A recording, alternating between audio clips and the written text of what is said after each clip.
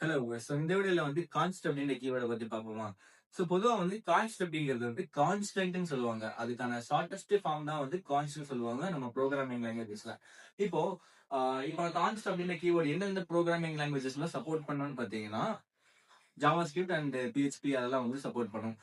So ஏன் இந்த 2 languages மட்டும் தான் சப்போர்ட் பண்ணுமான்னு பார்த்தீங்கன்னா, அப்படி இல்ல. ஆனா ஒவ்வொரு லாங்குவேஜஸ்லயும் ஒவ்வொரு ஸ்ட்ரக்சர் இருக்கும். பட் ஆனா ஜாவால பார்த்தீங்கன்னா, நம்ம அந்த கான்ஸ்ட்க்கு பதிலா ஃபைனல் அப்படின்ற கீவேர்ட் நம்ம யூஸ் பண்ணி, நம்ம கான்ஸ்டன்ட் வேரியபிள்ஸ் டிக்ளேர் பண்ணுவோம்.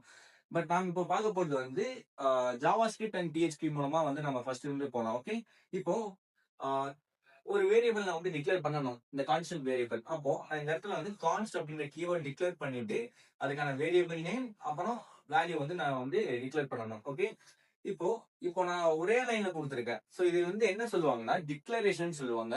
அத விட இனிஷியலைசேஷன் சொல்லுவாங்க. ஏன் அப்படி சொல்றாங்கன்னு பார்த்தீங்கன்னா, நான் இங்க கான்ஸ்டன்ட் கீவேர்டு அண்ட் வேரியபிள் போட்டு, அதே லைன்ல நான் வேரியபிள் நான் வேல்யூ டிக்ளேர் பண்ணியிருக்கேன் அந்த வேரியபிளுக்கு.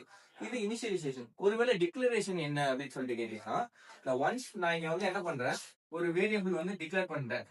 ஓகே. டிக்ளேர் பண்றேன்.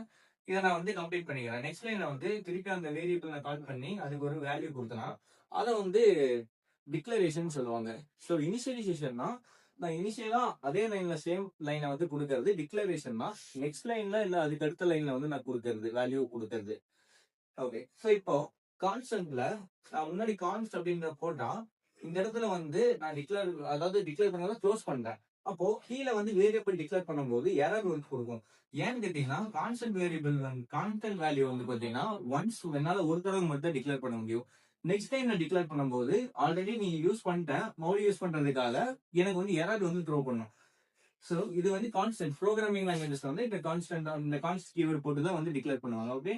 சோ ரியல் லைஃப்ல கம்பேர் பண்ணும்போது 2 யூசர் இருக்காங்கன்னு வச்சுக்கோங்க. 2 பெர்சன். ஓகே. அந்த ஒவ்வொரு பெர்சனுக்கும் ஒவ்வொரு ஆதார் கார்டு இருக்கும். அந்த ஆதார் கார்ட அப்டேட் பண்ணணும். ஓகேங்களா? அந்த ஆதார் கார்டுல ஒரு 12 டிஜிட்ல நம்பர் இருக்கும். ஓகே. சோ நான் நேம் அப்டேட் பண்றேன், அட்ரஸ் அப்டேட் பண்றேன். சோ எல்லாமே அப்டேட் பண்றேன். பட் ஆனா அந்த நம்பர் மாறாதுல்ல. கான்ஸ்டன்ட்டா தான் இருக்கும். சோ அதுதான் ரியல் லைஃப்ல. அதாவது நம்ம எவ்வளவு அப்டேட்ஸ் குடுத்தாலும், நம்பர் அப்படிங்கிறது மாறவே மாறாது. சோ அதே மாரி தான் புரோகிராமிங் லாங்குவேஜஸ்லயும் பார்த்தீங்கன்னா, இந்த வேரியபிள் டிக்ளேர் பண்ணி எத்தன தடவ அத நான் டிஸ்ப்ளே பண்ணாலும், அந்த வேல்யூ மாறாது.